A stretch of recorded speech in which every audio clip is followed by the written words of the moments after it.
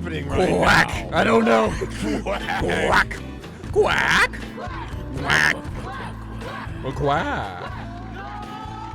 12 and... Well, I am your host, Adam Shamail. And I am your other host, Oh my God. Aaron Schroeder. Coming in insanely hot. The man whose job it is to keep the levels low is blowing up. Oh, brother. But I don't blame you, what? dude. It's been a hell of a week. You know that it's now Hell a of a meme. week. Hell of a week. Fun video. It's a meme. What is a meme? I don't know. But you know the one where it's like the old guy's near the car and he looks like he's hurt and he's getting mugged and the guy's like, "Call an ambulance," and then he pulls out a gun. He's like, "But not from me." Have you ever seen that meme? No. Well, it's a great meme. I spoiled it for you, but that is what the Ducks just went through. We just had a fucking awesome week, my man. Everything happened, including I'll just tell you this: basketball W's. Boom, boom, boom, Wow. boom, boom. There is hope everywhere. Wow. I am the sun happy. is shining in Eugene, Oregon, huh? Woo! Well, no, it's actually a terrible, terrible ice storm. We're having. I hear it's bad in Seattle too. Am I wrong? Well, I know it's bad in Seattle after this week. I'll tell you that much. It's been no, it's been dry as a bone in Ballard for the whole week. There's been zero snow. See, this is the weirdest snow I ever seen. It truly is just like ice. It's coming out, like already just completely like it's frozen and it just stacks on top of already frozen snow. And it's the driest snow I've ever seen. Yeah, we had a very small flurry that I did take note that it looked like, I could give you two things here. It looked like future ice cream, Dippin' Dots. You know what I mean? Get you. No, I get what you mean. Ice cream of the future. Yeah. Or, or like when you rip styrofoam packaging apart and the little balls of it kind of start floating. That's what it was. I was just like, that's weird looking snow. This is exciting, That's some right? stupid looking snow. Well, this is good for podcasting, right? Talking about the weather, day of in two different cities. This is good, yes? Yes, from a week ago. At this point, it takes me so long to get these things up that, yeah. But yes, you're right, and I do believe we should refrain from being too mean to the Huskies because they got ripped apart in every aspect. The fuck you talking about, man? So this is showing up drunk to your enemy's funeral episode, okay? Shit. This is like people are grabbing you, taking you off the stage, and you're like, I got more shit to say. That's what this episode is. And for this most special episode, Aaron's hitting a vape, got a big bowl of oranges in front of him. I've heard of the Orange Bowl, but this is ridiculous. This is ridiculous. I'm literally looking at an Orange Bowl. For this very special episode, we have a very special guest, which I am ashamed. It has been too long since we've had this dear friend of the show. You've dropped the ball on that one for sure. I wish he was here at least every week. Yeah. James Voss of the infamous Ditch Rich Substack.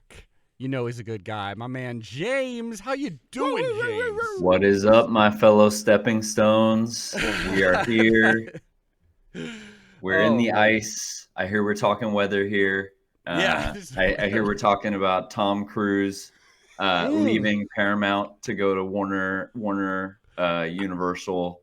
Wow. Literally but like a minute before we started recording, I was thinking I have to get James's take on the new Mission Impossible movie because it's the most recent Tom Cruise movie that's come out. I mean, I assume you've seen it. You've seen every single Tom Cruise movie. Is that correct? That is correct. Actually, I realized this week they made a second Jack Reacher, and really? I did not go see that one. I realized that because on TikTok, the Amazon Jack Reacher show is going viral on TikTok, or just like you can watch full episodes on it in 15-second chunks. And I realized they made a second one, and that was after my initial comprehensive coverage of. Well, you gotta watch that one. What'd you think of the latest Mission Impossible? I forget what it's called. It's not Rogue Nation. It is called Dead Reckoning Part 1. There you go. There you go. My biggest criticism is it's a part 1. I don't like the trend of like, here's half a movie, we'll give you the second half. I mean, he's probably taking us out on a big note. Oh yeah, we might not get another Mission Impossible, or if we do, it's going to be the one in which he dies. he actually which dies. Would be awesome for our sins. I'm not sure. Well, if Ethan Hunt dies, it will be for our sins. That's for sure. But I'm not sure he can die. But I really enjoyed this one. It was stuck in between Barbie and Oppenheimer, and that was my 3 weekends in a row seeing a premiere. I definitely think they could have, and that's probably why he left Paramount. They could have picked a better 2 movies not to like hang around get released around, but I thought it was a classic. I thought it did either of you see it? I didn't. I saw it in theaters. Almost started it. It's solid. So it's solid. It has probably one of the best parts about Mission Impossible is that there's, just like Top Gun, there's no real enemy, like no real, it's a nameless, faceless country or a nameless it's not very political in any way. It's not a prisoner of the moment, but this one had like a real AI storyline to it that kind of made it feel like it wanted to change its tone a little bit and talk about what's happening.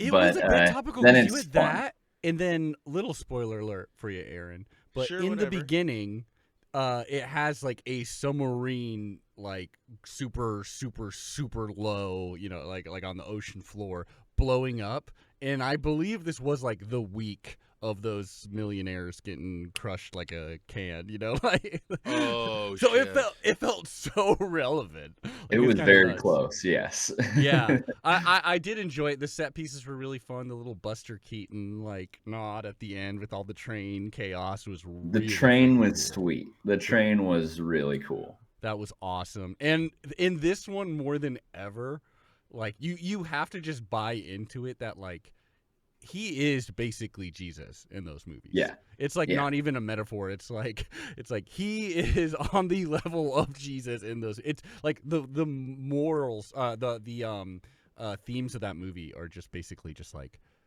just trust in me. Like, look into my eyes. Put your faith in me. Exactly. It's very much faith and I am invincible, and you just got to stand behind me because I can take any bullet and I can do. I've got a theory. What's that? We know that Tom Cruise has left Paramount. Mm-hmm. So we could probably presume if part 1 is already out, he probably filmed these bastards at the same time. They broke up because of COVID, I believe. They were like, it slowed down the filming of it, and so they're like, thing where he was being super hardcore about his precautions. Yeah. Got it. Okay. Which is good. Oh yeah. Yeah.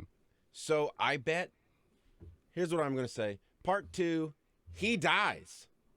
It'd be kind of cool. And so it makes sense because you're like, okay, well, he's dead. He left Paramount. The contract is over. But then 5 years from now, super secret, we're going to get a Fox Searchlight resurrection. Maybe 3 years later. I don't know.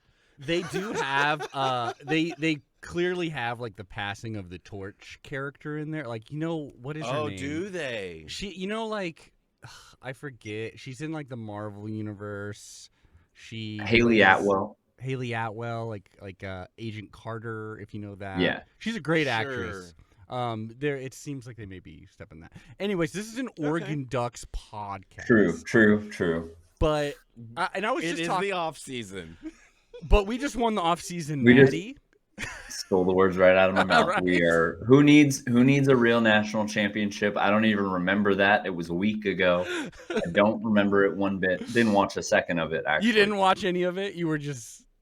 I get it. I turned off my phone, airplane mode, played a board game. I was just did some laundry. I could not. I got too good of a photographic memory, and I did not want any of that to be burned into my brain if the off chance that the worst happened. I get it. I was watching that game, and I still, because like Duck Twitter, which is really where that's like kind of what I assume all the fan base is. The good and the bad is basically Duck Twitter. They had it as basically like, oh, they're gonna win, and this is gonna be the worst moment of all of our lives. I definitely had the hope of like, like anyone who's been watching this Washington team, it's like maybe like they've been so close to losing so many times. Michigan is a quality team, at least on one side of the ball. I was holding out hope that this would, be a loss, and it was wonderful that it was. Especially that thought. The thing that really kept me going, that I was like, I gotta watch this whole game, is the idea of like those Washington fans who got on those treacherous Alaska Airlines flights, barely survived, with doors flying off everywhere. They paid good money for that. Had to wait 10 hours in line to get on the plane. Went to where it was played. I completely forgot. And then paid thousands of dollars to watch what will be the worst memory of their lives. It's beautiful. That's like that. Those were the stakes, and I loved it so much. And then from that point, from what could have been like truly the high point of their program, it has been the Chris Farley and Black Sheep falling down the mountain. Like it's amazing. Like James, if you want to walk us through at least the what were your thoughts? Did you think Dan Lanning was gone? If you had to put your own money on it, would you have said Dan Lanning to Bama or Dan Lanning staying? You see, I said it off air real quick, but we are a broken fan base. We've been spurned, and honestly, before that Thursday morning video came out that Dan said, "Oh, I'm not leaving," and there were reports that he was in Tuscaloosa, reports that he was.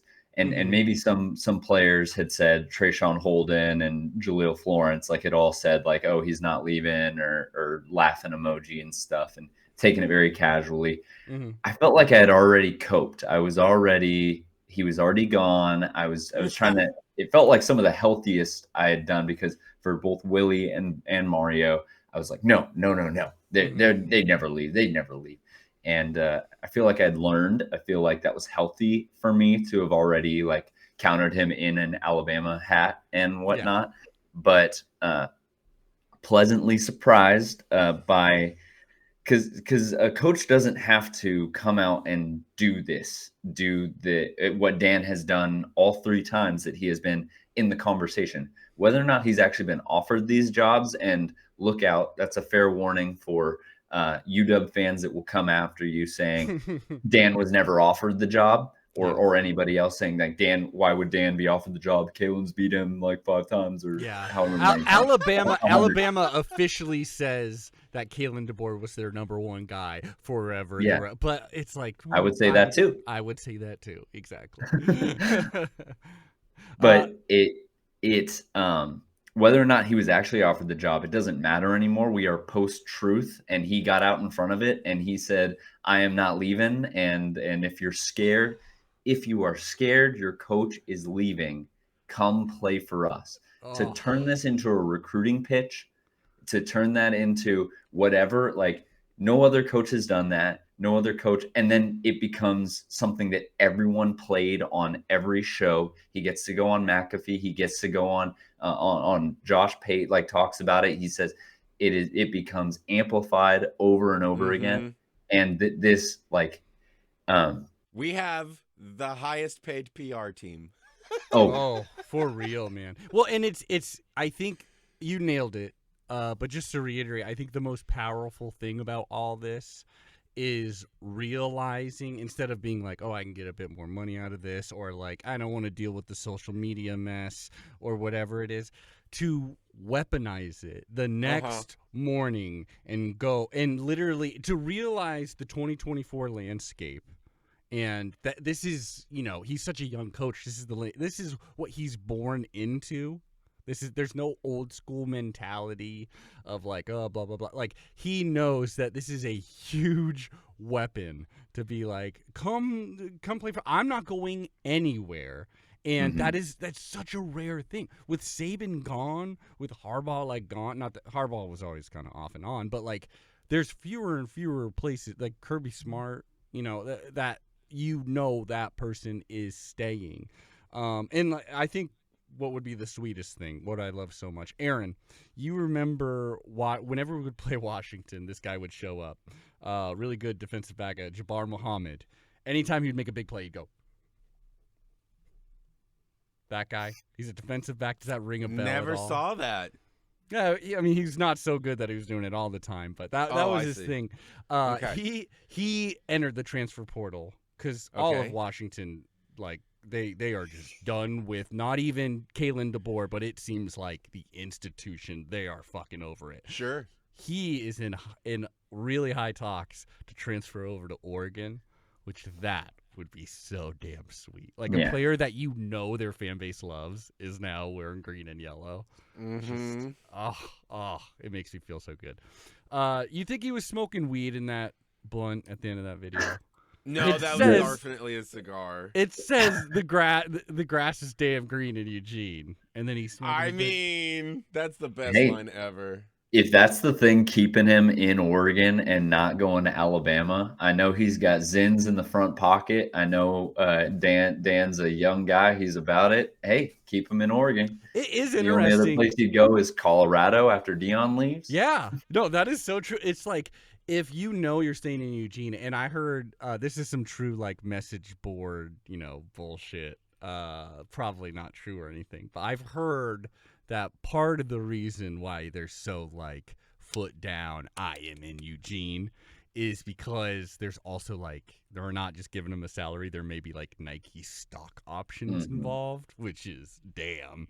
Like I would honestly think smoking a big ass blunt, which is completely legal, and we know he's willing to do stuff that like put his neck out a little bit. Like he's not just saying coach speak, because when he was saying all that stuff against like gun violence, which should be a pretty normal, belief to have, but he, like that's a rare ass thing for a coach to come out and say that. Yeah. That makes me believe if he was smoking a blunt, okay, which is legal, completely legal to do, that would actually show recruits like, oh, I could go there and legally smoke weed. That is actually something that Oregon has to offer that a lot of other states don't. Like if you're Alabama, they don't have they got Kalen DeBoer. Like you come to Oregon, I would think. Yeah. I mean, it's starting to become pretty normalized in professional sports now, to where I feel like baseball like doesn't even test for weed anymore, right? I don't know. I don't think they care. And Sean Kemp talked about how he was stoned every game he ever played. I mean, they're all like on painkillers. I mean, what's Yeah. that's And, gotta be yeah, better I'll than take this over any of that, like No. any of that mess. I know it Sure. wasn't a blunt; it was a cigar. Yeah. But if for some reason it was in some alternate universe where we just promoted our university and promoted recruiting while our head coach was smoking a giant blunt in the office, That would be dope. we owe Cliff Harris a induction yeah. into our Ring of Honor because yeah. we owe him, just like Reggie Bush is owed an apology for all this Exactly. NIL. Actually, Cliff wasn't just in trouble for smoking weed; he was in trouble for driving quite recklessly, which is not owed an apology for. But we didn't drive recklessly promoting our recruiting. But And for smoking all the weed, that's not cool. You should have a little not bit. cool. Yeah. You got it. Well, he said we. Him and Darren Thomas asleep in the passenger seat. I We. did love, someone said right before the national championship game, someone on Twitter, I forget who, maybe Puddles or someone, was like, this would be such an awesome time for a random drug test of Washington. That's literally, that is what happened to us, goddammit. And so, okay, so right now, so allegedly. And so that was an amazing, amazing time. People, I mean, so many times people were posting the Wolf of Wall Street gif because that really encapsulated it all. Well, I'm not going anywhere. And so then the Heat completely just 180. And Washington knew this. They wanted Dan Lanning gone for a bunch of reasons, but mainly because so Kalen DeBoer wouldn't be leaving. It is terrible when your head coach leaves, but Kalen DeBoer, he goes And suddenly, Washington fans are opening up their eyes to the things that Ducks have, kind of like thrown at them after losses, where it's like the dude hasn't been recruiting for 2 years. Mhm. And when you haven't been recruiting very well for 2 years, and then your head coach leaves, and it just so happens that like this was a dream season where your best talent is now going to the NFL or medically retiring or something like that, like the dominoes have stacked to just royally fuck over this Huskies team, and it's beautiful. It's so great. I mean, it should be common sense that nobody in Seattle is going to keep their job for more than 2 years, because that's just Seattle startup culture. Like, the school has just done the same thing now. They're just startup culture. They're going to reinvest every 2 years. Kalen DeBoer is like in like a Amazon bro. Like he's just Yeah, I live they're here in a nice pivoting. house. That's all. But Just a pivot. I haven't really made any friends or anything here yet. Yeah, walk in the halls while answering email on his laptop, like going from one meeting to another. He's doing one of these things where he can like use his smart glasses to. Mm-hmm. And then, and it's like the mood is soured there. Like I said, it seems not. It seems like a lot of these players are like, I don't want to play for a while. I don't want to see this Washington logo anymore. It doesn't matter who you get next. The meeting that he had to like say, hey guys, I'm gone, was sparsely attended, like 25%. Yeah. Did you hear that? It was reported. I didn't listen to it, but I heard it's an awkward listen. Am I right? Couldn't get through the first. I listened like the first minute and a half, and I think I'd heard a different section of it during like on Twitter, but it was very hard to follow. He hadn't really thought it out, and we'll get to this later. But like I think you just gotta say, hey guys, like I'm excited about this. I'm sorry, I'm out. Like follow me if you want. It should be zip in, zip out, especially when they already saw it on Twitter. Like you're not telling them anything new. Yeah. Oh, his goodbye note was super shit. It wasn't so he had a meeting. He actually didn't leave a note.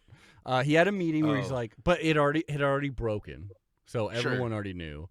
So like a quarter of the team showed up, and he was very teary-eyed and stuff like that. But it kind of had from what I heard, it kind of had the feeling of almost like, I can't believe this is happening to us, you guys. You're the one doing this. Yeah, it lacked active language. He made it very much seem like when this happened, like I was gutted. Like, no, you are taking a different job. Twice the amount I make here. Yeah, well, and it wasn't even to leave. Washington supposedly was ready to like pony up and get him like to $9 million a year, like about what Bama was gonna pay him. But it's clear he's just like, I'd rather have the Bama job. Thank you. Bye. I bet if you give us 3 years, Dan Lanning will be the highest paid college football coach. Hey, I mean, we'll see if he deserves. I love the idea of keeping him here. He's ready to stay here. Money is nothing. Throw it all towards him. Why not? Yeah, Aaron, if you want that, you just got to go buy a bunch of Nike. It all goes. All that stuff is off the books. See, the problem with Nike shoes though is that they their seams rip super easy. So I just stick with Vans. They're more durable. Aaron, sorry Nike. How fucking dare you? No, yeah, I have no Nike loyalty per se. Don't hide your Nike logo, bro. It's beautiful. I love the swoosh. Yeah. Oh yeah. That's it, baby. Phil paid a good $50 for that logo. Fuck yeah, bro. What a With sucker. Interest, that would be a pretty good check. So Washington's in a terrible spot here. We're all dancing. We're having a good time. They did get a hire. I was horrified. I'm a Seahawks fan. Do you have an NFL fandom, James?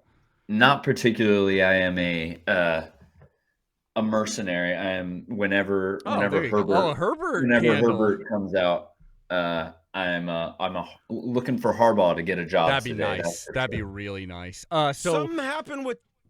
Never mind. Keep going. Sidebar. Sorry. No worries. So there was a moment where like like the idea of Pete Carroll certainly makes sense. You know, when the one knock on him is like he paid a player, and in 2024 that is only a good thing. And he just got fired. He could live in Seattle and still like he wouldn't even have to move. You know, it certainly would make sense. Fortunately, it didn't happen because I would have hated that because I like Pete Carroll. Instead, it's old Jed Fish. Old Jed Fish, the Arizona football coach, does exactly what Kalen DeBoer did to Washington. He does to Arizona. But yeah, I mean, I'm certainly not one of those people that is like this dude's a bad moral guy because he quit his job and took a higher paying job. I don't. Yeah. I mean, it hurt me when Taggart did it. It hurt me when Cristobal did it. I'm rooting against them, but lying is a part of this job. Like, I don't know. You're a salesman. But see, that's why Lanning is so badass, is that he's not lying. He's just like, he's gonna shoot it straight because that's how you build a true team. It is because, true. You know, we're all here telling the truth. The power of continuity. Haven't we seen Ted Lasso? Yeah. Exactly. You know what's funny is I got to the last episode, like literally the last episode. My I forget what it's even on Apple TV. I ran out of it and I'm like, they probably win or something. I don't know. Something heartwarming. No, he dies. Turns out he had cancer the whole time he's dead. He gets torn apart by his team because they lose a game. They eat him. Holy shit! Cure the cancer. They crash into the Andes. Yes, it was quite intense. They'll talk about it a lot at the Emmys. Yeah, yeah. So Jed Fish, he goes there. What do you think of the hire, James? If taking yourself out of it, what do you think? No, I mean, I think it's probably the best they could have done given the timing. Like Taggart and Mario both happen right before the bowl game, right? Like in December, and this happens at such a weird time just because whenever Nick Saban decides to retire, that's when it's going to happen. And so this is a bizarre timing wise, but Washington's biggest mistake is going out and getting a guy that Dan has a winning record against because they had 3-0 on us, and they went and got Jed Fish, who Dan has already beat. Yeah. So it sucks for them. They could have got Grubb and counted that as their OC. They counted that as 3-0. Who wanted to be there? Got Jonathan Smith. Yeah. And he's 1-1. At least he got like 500 there. But yeah, it seems like he did a really good job at Arizona, and I was definitely interested in like the trajectory he had them on, and going into the Big 12. I honestly they had a pretty clear path to the playoff in the 12-team playoff world. They're probably 1 or 2 in the Big 12 going into next year with that roster. And he I think he's just going to be here for 2 years and jump again, like from Seattle to either NFL or Florida, where he went to school. And so I guess they're just really thinking short term. And that's what confused me about it. I agree. It seems like him at Arizona, again, continuity, and where Washington is at this very moment. And no one seems to think that he's going to be sticking around basically in the West Coast period. It seems like that would have been the spot. Maybe we do have it wrong, and maybe he's like, I'll be at Washington as long as I keep winning. But it did feel a little strange. Can he recruit?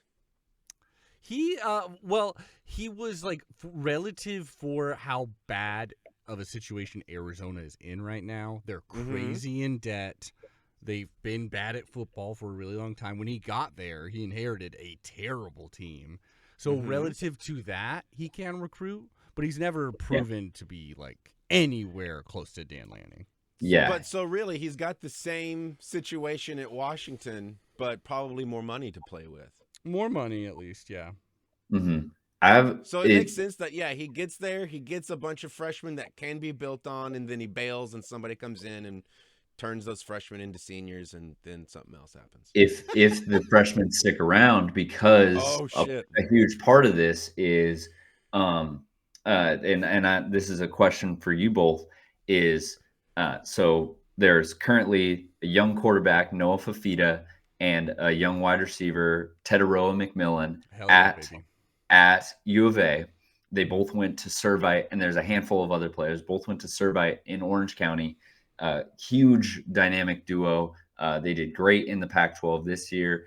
They were going to do even better in the Big 12, but it is kind of presumed that they will follow Jed Fish to Seattle. They haven't come out and said anything one or the other, but that's another part of this transfer portal world. When your coach leaves, you have 30 days to enter the transfer portal and leave. So what is the grade of this hire of Jed Fish? One, the grade of this hire, if Noah Fafita, T-Mac, and a handful of other guys go to Seattle with him. And then what is the grade if he can't convince some of that talent from Arizona to come to follow him to Seattle? And now you kind of have to make do with what you got. What's the swing there? What's the gap? I'd say, judging for like realistically, seemingly who they could get, and also it's just such a unique situation we're in, where nowadays you are actually hiring. Like, I want to hire this coach, and I want to hire their hopefully 5 best players on their current roster. It's kind of a crazy situation in that regard. If they can get, like, let's say, Manu too, maybe Flo, just because that's fun. Mm-hmm. Those 4 players, I would assume that's like relative to who you had, a B higher. It seems like a B, which is pretty solid. If without them, like if truly like only a handful of like no one you really care about comes from Arizona, it feels like B minus C plus. Mm-hmm. I don't know who's the home run hire for you. Like, who's Washington? Who would you actually be afraid if, like, oh shit, Washington yanked that coach out? I would be afraid if they went out and found like that next hot coordinator. If they went out and found Dan Lanning, or if they took a chance on the next Dan Lanning, and whether or not I think I think we just had to keep rolling the dice, because when we were in that position, there was a lot of people, and we talked about it here. It was like, let's go with the cozy, comfy Justin Wilcox. Like, he'll never leave us. We'll be safe forever, and none of this will ever happen. But Rob Mullins, to his credit, keeps rolling the dice, and you just keep rolling the dice on power recruiters that will just keep building you up and keep building up your status until somebody decides that you are a destination job, until Dan Lanning decides that he wants to be Mike Bellotti or Mike Bellotti on steroids.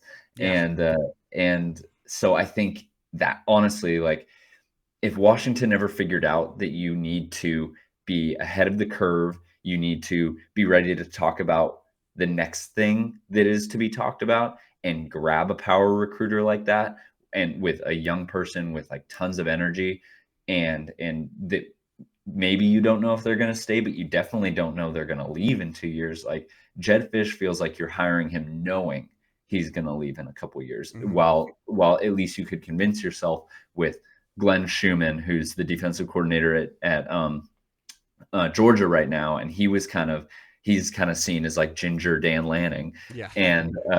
And like, you could convince yourself, oh, we gave this coordinator his first shot, maybe he will stick around, because Willie and Mario had both been head coaches before, so they kind of know the deal. You can kind of see them being a head coach somewhere else at some time. Dan, we gave him a shot, and he keeps saying that, and like, that's just the way that it goes. He could still fully leave to a Georgia job or to an NFL job or to something else if things sour here. No, not until he gets it. He is here to get a national championship. When he gets that, then he can do whatever the fuck. Then he'll do whatever he wants, because that's what he said he was going to do. Yeah. And thank you for your service. Thank you for your service. Yeah. Bam. We'll make you the statue. Like, it'll have the cigar. Absolutely. Oh, yeah. Sitting. Cigar, blunt. Like sitting in an office. There'll be an office chair in the statue. I agree that kind of. Well, the other funny thing is, like, because I've also said this, the talking point of like, oh, Fish is gone in 2 years anyways, who gives a shit? But that is assuming that he is a wanted coach, which, when you look at this roster right now, like, even if Fafita's not there, even if like the other best players, but Fafita's not coming. Washington, like maybe like trying to get to a bowl game, and that's their goal for the next 2 years. Like they're in a rough spot roster wise. Now maybe he'll be able to rally back a bunch of these players that have decided to leave, because that's probably why they entered the portal a lot. It's like I don't even know who my coach is right now, and I'm pissed. But that it's assuming that he's like turned around Washington, which is also tough because the people who aren't watching Washington are just going to be like, they just went to national championship, and then the next year they won 7 games, and the next year they won 9. They're just going to say they're TCU all over again. Yeah, they're purple. Yeah. Yeah. Enough said. Yeah. Take that, TCU, you pieces of shit. Yeah. Yeah, absolutely. Couldn't agree more there. Now, I'm going to sprinkle this. We don't even got to talk about this much. Well, hold on. I got to click the theme song. What am I doing? Okay, that's Aaron? Good. Because, Voss, I was going to say, I think to pan out a little bit, I think actually what we're about to see is a lot of the younger coordinator types making a transition into the head coach, because we are in kind of an era of new blood getting transfused in. And Dan Lanning is kind of showing like this new school of thought that can come along with it. And I think as we start getting younger generations of kids in, schools are going to want that kind of leadership. Blah, blah, blah. Everything's getting younger. We're getting older. The benefit of, at the same time, benefit of hiring a coach, getting those players. Yeah. Sometimes the coordinator, it doesn't work that way. But, I mean, it worked out for, I think, long-term wise. It's a great place to be. Now, I'm going to hit a button, and we're going to hear a song. Quacksetball. Quacksetball. Quacksetball.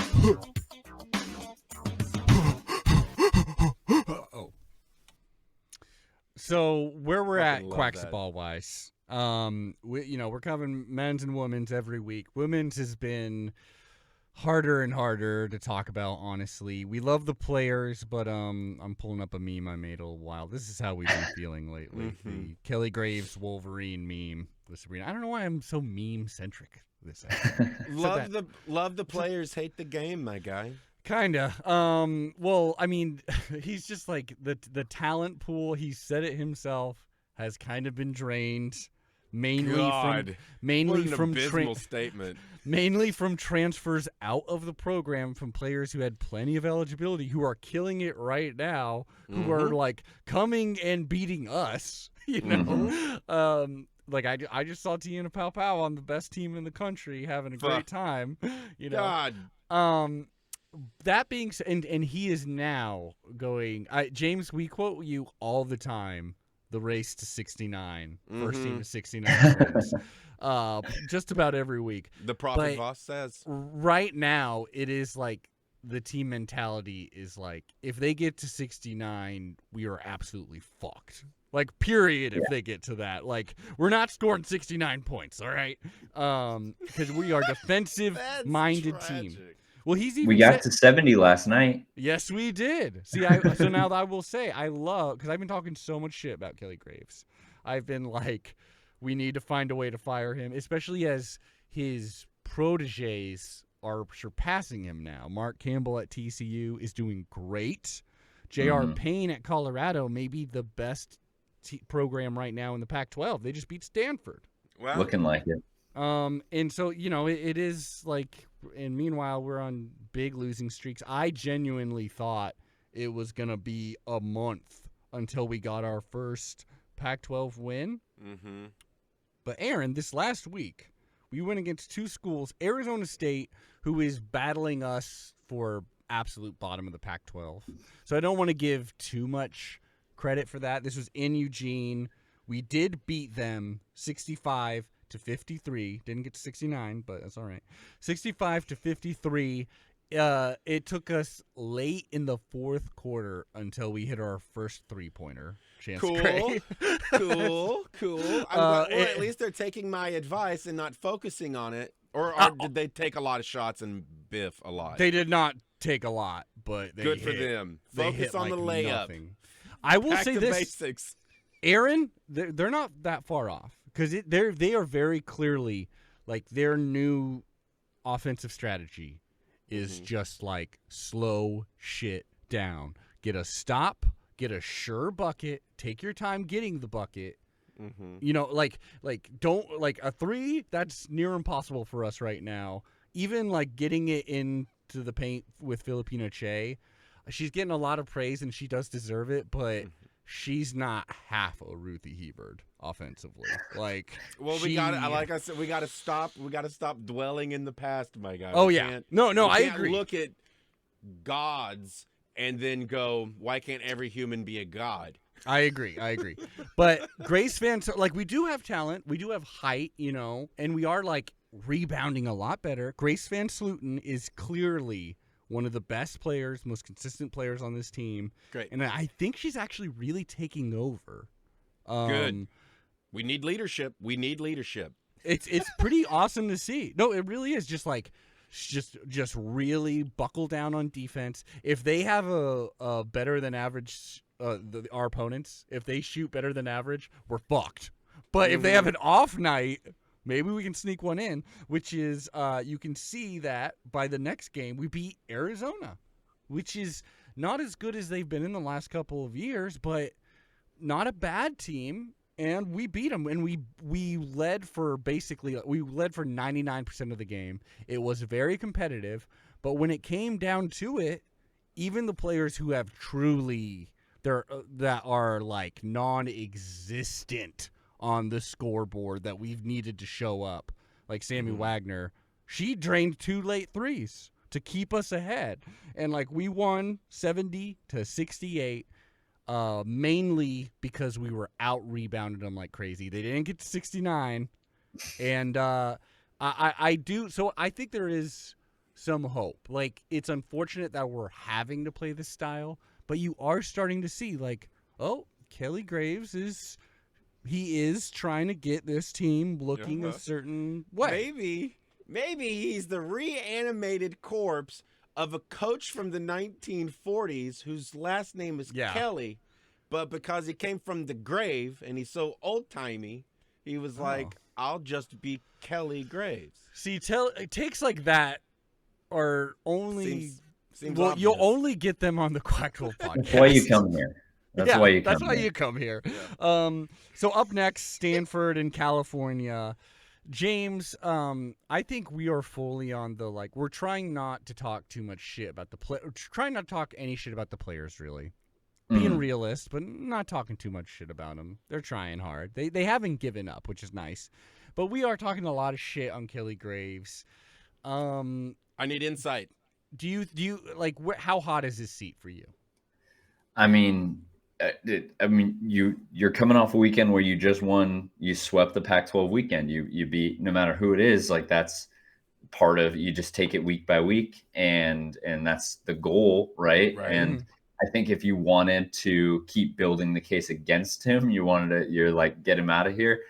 You kind of hoped maybe you dropped 1 or 2 of those. Not that you'd ever root for Oregon to lose. I am at the point where I'm like, if they win, I'm like, oh, that's good. That's promise. It doesn't mean we're winning the Pac-12 or even being competitive in it, but I'm like, that's good. And when we lose, I'm like, well, okay. There's another Stanford, Colorado, Utah, Wazoo, like, they'll do Rob Mullins' job for us. Like, and also Kelly could win a handful of those games or pull off a handful of those, and like Rob Mullins still like will know what to do. Like, he's a very smart athletic director. He's savvy, and he'll know ultimately whether or not the future is with Kelly or if it's in a different direction. I just hope if we do fire Kelly Graves, we are ready to pony up the Gino Auriemma money, and just go get him and spend big and bring him to the West Coast. That's kind of where it's just like, we all saw, if we hadn't seen that peak of what Duck women's basketball can be with a living god on the team, mind you, but like, you know, just the peak of like that feeling, like all of Eugene, we were just a basketball school. And I got the ticket of the Elite 8 game up in Portland, like one of my favorite Duck memories that I ever personally been to. I'm just so hungry for that, and I just don't.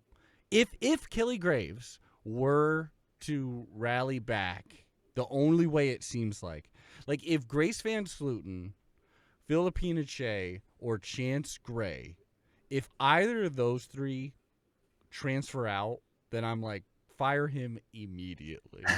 Because you can't build, like, the rest of the team, they're trying really hard. Hearts to them. You can't build off that. Like, you need those three to stay, to get better, and then you need to be adding to the culture. I just had a thought, is that so Kelly is like generational, like the most important like pivot point of era, like the beginning of his career at Oregon. Like women's basketball just absolutely catapults into a different stratosphere. And then just because of the nature of women's basketball and because of the nature of where Kelly's at in his career, he stays and sticks around and he keeps going, and maybe it kind of peters out. Maybe it doesn't look like exactly that excitement right then and there in the perfect time with the perfect players, perfect situation. And is it like if Chip Kelly had stayed and then we would go from like BCS Rose Bowl championship, undefeated, like crazy offense, like catapults Oregon football into a new stratosphere. But then kind of just, he doesn't like to recruit, and he doesn't. He got weird like management style, being like GM and head coach at the same time, and then we just become 8, 9, 7-win team the rest of the way. Or UCLA is right now. You know? Exactly. Yeah. No, it's true. I've absolutely thought that myself. Like, I'm actually now at the point, my stance now with Chip Kelly is exactly Mark Helfrich, but he's an asshole. That's where I'm at right now. They're the same guy, like same level, but one is actually an asshole. Don't hate otherwise, same offensive like mindset, can run a team just as well as the other guy. Like, that's kind of where I'm at. It's probably not Don't true hate whatsoever. It. Here's my question. Nice. Let's hear it.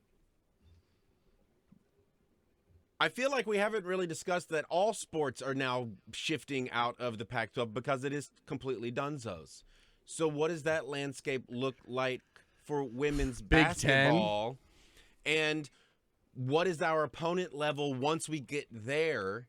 And I think maybe, like you were saying, Mr. Incharjo will realize, Graves can barely get us through the Pac-12, and maybe is it going to be more intense? Maybe he'll be like, you got to go. I'm going to let you finish this one quietly. Yeah. But it you seems got to go. Like Pac-12 has been the absolute best conference in women's basketball. Yeah. Oh, has it? Oh, yeah. Every year. Oh. There we go. But never mind.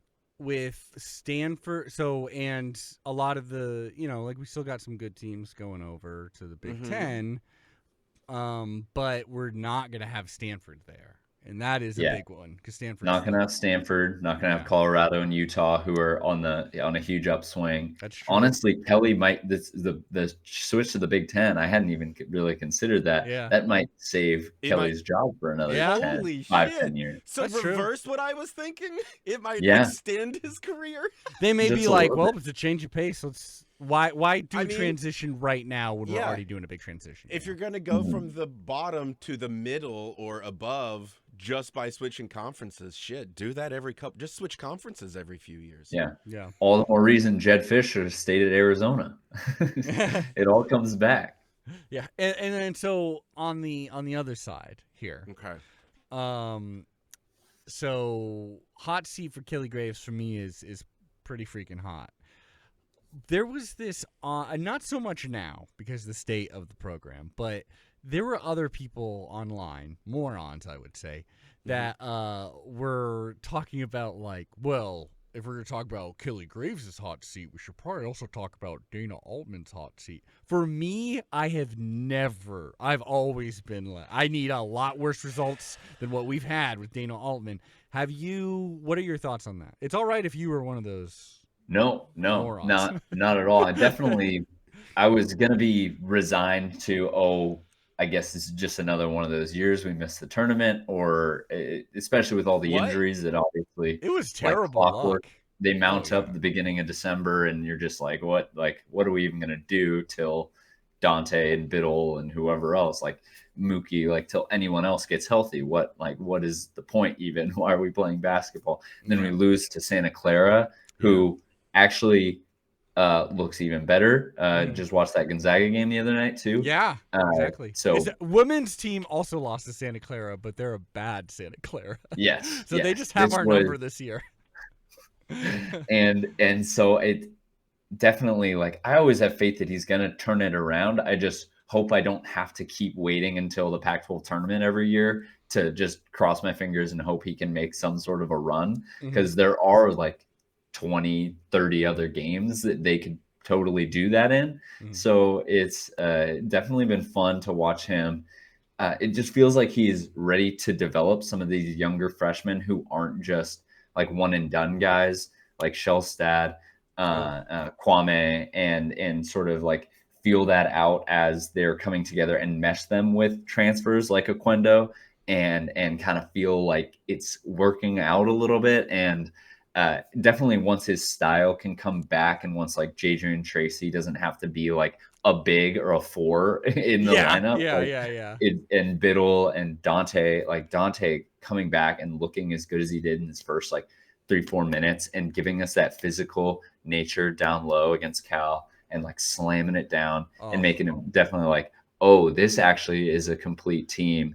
And It's amazing, isn't it? Like, it's the thing that's impressed me the most is when I'm watching like our game against Wazoo, which ended up being an awesome game. Like, truly, just any spectator, it was fantastic game. Both teams shooting like crazy. There was a time where we had like the smallest lineup I've ever seen the Ducks go with. And just hitting everything, and like late in that game when it was like, well, it's we're shooting like goddamn 80%, but it's still like a 2-score game. It didn't have to just be Shellstad who's Pritchard 2.0, but like it didn't have to just be Shellstad. Like Kuznard would drain a 3. Tracy would drain a 3. Like Rigsby was hitting everything. Like, this team is so. It's like we found a mini great team inside of a full healing team. So that's still true fact from last week. That still carries over to this week. So Aaron, we only had one game this week, and it was good. Keep them healthy. Yeah. Oh, honestly, yeah. Huge news. This was wonderful. James pointed this out already. N'Faly Dante, baby, back in the lineup, limited time, which is what you want. Why risk it? And there was a couple times he hit the deck where you're like, he seems to like to take his time getting up after hitting the ground. I mean, it's a long way up. It's a long way up. That's true. But it was immediate breath of fresh air of like, oh, finally we have big time presence in the paint. Though a lot of, people have been stepping up. And I'll tell you this, Aaron, this is why I'm so hot in this team. I'm like, yep, second national title coming this season for this team. 'Cause goddamn, we were down 18 points. This is at Matt Knight. Cal was just shooting lights out. Cal's actually becoming a bit of a better team, which is nice to see. There's no reason why they should be so bad. But so we were down 18 points. Just the threes just weren't hitting, and Cal was on fire. Like, you knew it was going to come down to earth after a certain point. But we were not looking great. This was in the beginnings of the ice storm, so it was really tough to get out there. And like the next day the women played and they didn't even allow fans. It was only team members and family members were allowed. And so because if anybody dies, it should be the team. Exactly. And their family But there was, I think there was something like 5,000 or something seeing this Oregon, and Cal has a bad record. 5,000 people. You can tell Oregon, like Eugene's starting to like wake up to like, damn, this team is fun to watch. We're Yeah. number 1 in the Pac-12, undefeated in Pac-12 play right now, which looks Wow. to be a weak Pac-12 men's year. So that's Okay. good Yeah. for us. And even down 18 points, one thing I loved is because Dana Altman had like a video saying, "Hey guys, we need you here. We'd love to have you here for this game." And the 5,000 people that showed up, 5,000 plus, they let them like, "Hey guys, we know you bought nosebleed seats. Come down, like fill in the lower seats," which they don't always let you do in stadiums. So it's awesome I that they love allowed that.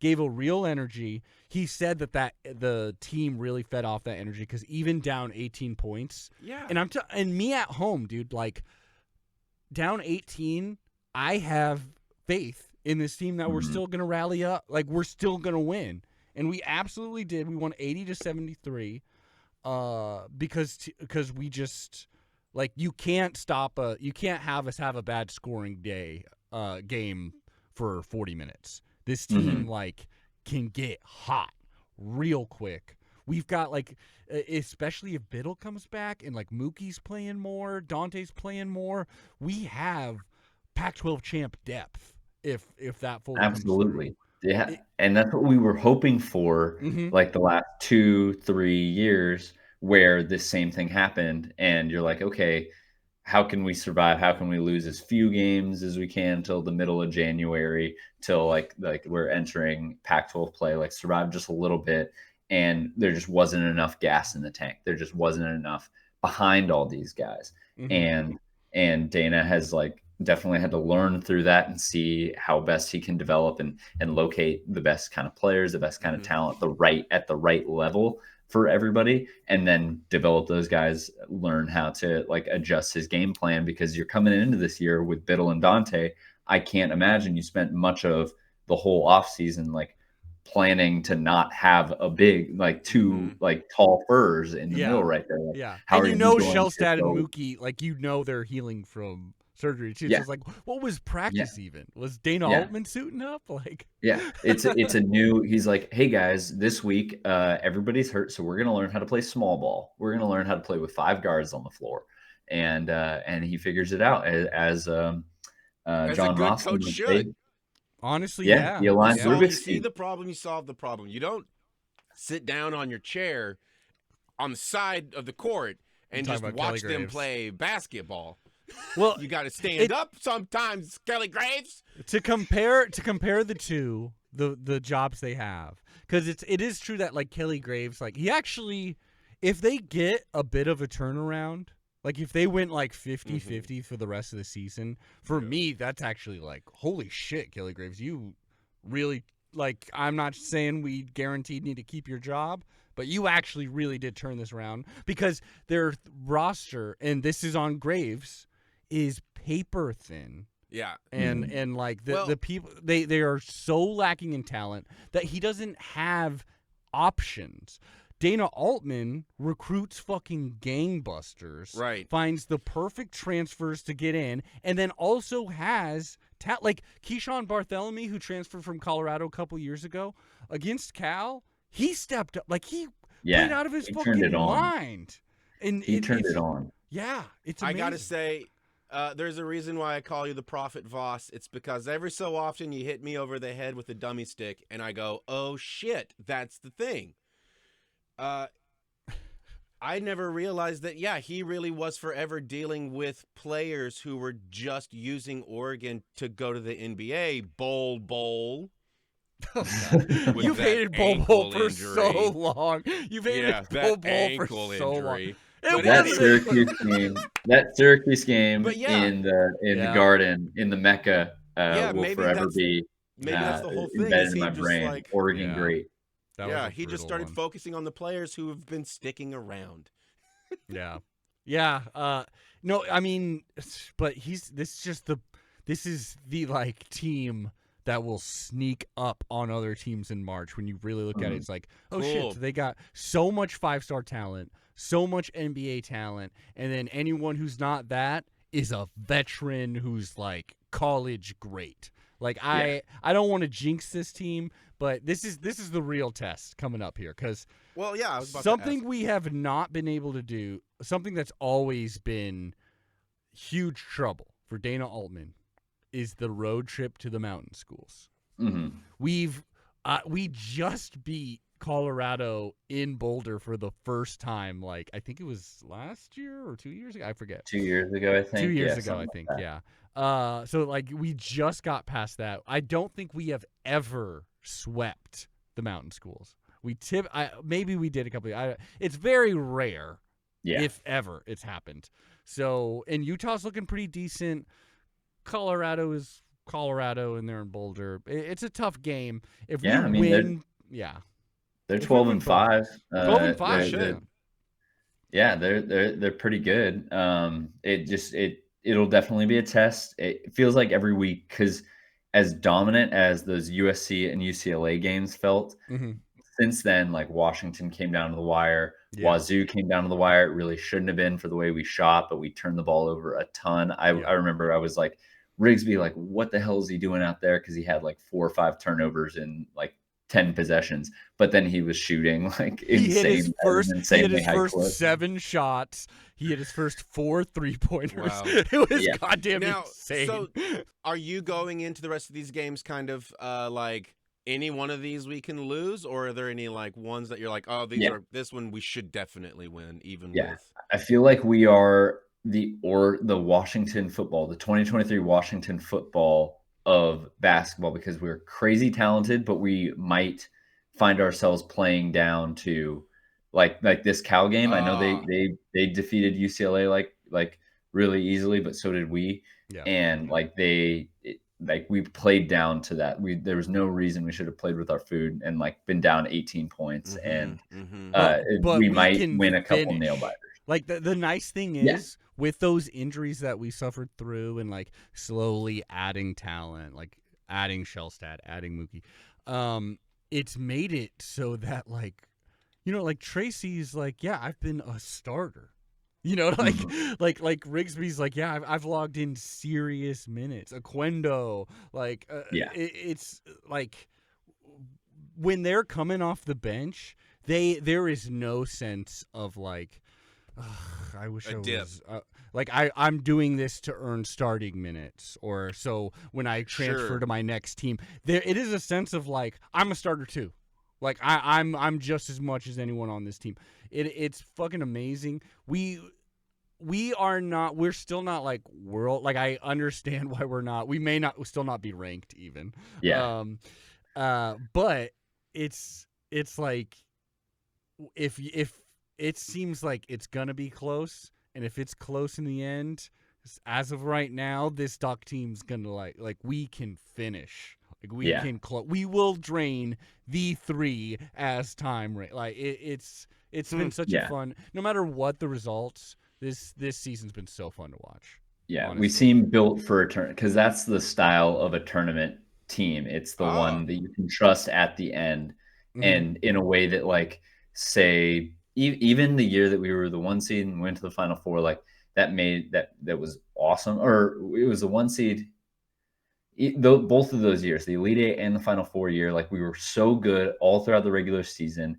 And there are so many teams like that, like Purdue was last year, like where you're so good during the year, but you just have no clue what they're going to do come tournament time. And that's what the tournament is like, not really for finding the best team. It's for finding the best tournament team. Yeah. And this has kind of been what it's already felt like we're already in tournament mode, and that we can win those games that come down to the wire, win the weird ones, and finish. And that's really fun to see. Can I ask, what, if you're able to verbalize it, what would be the differences between a regular season game and a tournament game? That would what is the switch made in the team? Do you know what I mean? Does that make sense? Like how does it differ? It's survival. It's the cornered rat that's going to chew through you, right? Because every game you're almost out. So it's just elimination, Right. Single elimination. You just have to have that mentality. And I know they're not having that right now, and I don't want them to have that right now. They will exhaust themselves. It just turns out that they're finding themselves at the end of games, and they can turn on that switch, like when it comes down to the wire. Like ideally, they will go through some semblance of a slump here in the next like week or two, and sort of get that out of their system. Sure. Because I think that's how, and maybe they already got it out of their way because they lost to Santa Clara, but maybe as a full unit, they should maybe find something where they trip up in the middle of it so that they can come out of that and then go back to that tournament mode, because that might be the best way to build themselves up. It really is just like they're not prone to choking anymore. Yeah, I'm not going to say that yet. You can't choke. Yeah, that's very true. That's very true. I'll tell you this. This is what I think, especially with the depth, can really help you. I mean, in tournament, the beauty of a tournament is sometimes you're like, oh, we don't have any depth, but we have one player that's just Michael Jordan for 1 month, and that is enough. Like sometimes that's just, or just like that dude's really fucking big, and we made it to the Final Four because of that, you know. Right. Yeah. But the truly getting there and like having the full roster, having these options. It reminds me of the great, another great Eugene podcaster, Dan Carlin of Hardcore History. He talks about like why the Vikings were so formidable and why they have this like long lasting, as a people, like, well, Scandinavians, as a warrior class specifically. Okay, I would be careful. Because he said because of their white heritage. No, joking. Because of their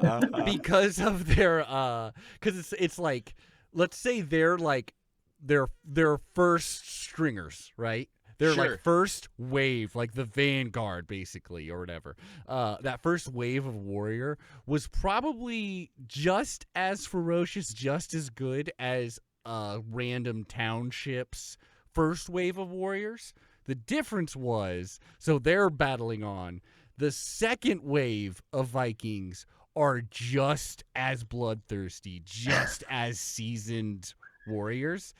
The second wave of like some random town those are the farmers that you gave. It's the leftovers. Yeah, exactly. Like they're like, we literally can't be fighting for more than a month because otherwise the farms will go down and we're all gonna die. Like, we're all gonna die. Compared to Vikings the second wave of Vikings are just as fucking bloodthirsty. Yeah, you know. And our second wave could start at any village in the country. Exactly. I'm saying like there is the thing that has impressed me most about this is the injuries have shown that there is an awesome mini team within our full team, and it's just the depth is fucking amazing. It's the exact opposite of Kelly Graves' squad, quite frankly. You're not relying on like hey. I'm just saying, man. I'm just saying. James, I love you so much, buddy. We didn't first of all, one last question. What are your thoughts? We didn't talk about the bowl game, Oregon versus Liberty at all. It was barely a bowl game. If we would have lost that game, I would have shut down this podcast. We would not have had any more episodes. What do you think about these guys? God. Yeah, no, I was gonna say I just hope that Jerry Falwell Jr. was watching. I know he likes to watch, and so I hope he was watching, and that he enjoyed his time watching. If he likes watching people close to him get fucked, then that was absolutely the thing to watch. Now, James, Ditch Rich is the website. Everyone should be going over there. I have 3 different emails, all of them subscribed to Ditch Rich. Appreciate it. It's absolutely a fantastic read for any Oregon Duck fan. And we appreciate having you on. Whenever we record weekly, we'd love to have you on whenever you'd like. Whenever a Tom Cruise movie comes up, whenever a huge win or anything, feel free to hop on. And also, for the watching public on YouTube.com, there's this a little secret. This whole podcast, you've probably been thinking, oh, James, he's in a nice, what looks to be a hotel room, maybe. I have no idea. It looks very nice and quaint.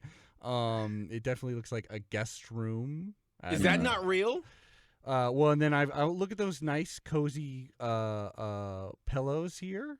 Is that your really bedroom, nice. Adam? Wait a second. That's not a pillow. That is a living dog. Lenny. You want to cheat? Oh, Look at that Oh. pillow face. Look at that side pillow. Very pillow face right there under So Austin. damn Has that dog cute. been here the whole under time? Austin, nice. It has, right? I've been Wow. watching it Yes, for a while. he has. I thought it was a pillow, and then it looked up one time, and I was like, "Oh How my god, funny! it is adorable!" Oh my god, I what's never their name? noticed.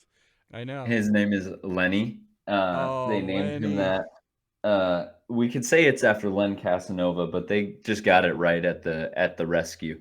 I say this all the time, and like so many people who have pets, I don't know if you guys have pets, you name maybe Aaron. I have 2 Aaron. to 3 to 4 throughout your life. Like you just name 2 to 4. Sure. Mhm. But at the rescue, they name like 12 dogs a day. They're Yeah. just they're the best at it. And so they gave him the name Lenny. I don't know if he really even knows it yet, or we've had him for 3 years, and he had some other name for 5 years before that. I mean, he looked up when you said it, so that He looks like pretty like, what the hell is going on? Why are you? Yeah. Why is the show about me all of a Yeah, sudden? he heard me say TREAT, so he's gonna be mad at me in a second if I don't follow through. Man, See, 12 I thought the big reveal was going to be that the whole photo behind you was CGI, and you were actually sitting right next to Adam, and I was going to have my mind That would be blown. awesome. That would be awesome. By the way, earlier you said 12 dogs a day. Sounds like the transfer rate over at the Washington Huskies. Yikes! Nailed Ayo. What a stamp on this. That's why you're the professional. That's why What this is can your I show. What can I Thank say? you both for having me on. Absolutely. Subscribe to Ditch Rich. Anyone listening? Absolutely. Do that. We'll link it. Pleasure having you on. We'll talk in the future. Absolutely. Aaron, it's been a pleasure as well. Enjoy that I bowl know. of oranges. You still got half a bowl. How many oranges was that? Was that like 4 full fucking 2. oranges? 2 oranges. It's not Do you- crazy. Do you have scurvy? Because it's not going to work retroactively. I love bro. oranges. Look, Hithilday's making fun of me for eating apples. You're coming at me for eating oranges. Sorry that I have a healthy lifestyle and know how to treat my body with grace. Oh Which my is God, not true because I have to eat this stuff because I got gallstones Wow. from Only eating Grace- like an asshole. All right. And on that note, go Ducks. We'll see you Go all Ducks. next week. Go Bye. Ducks. Quack, quack.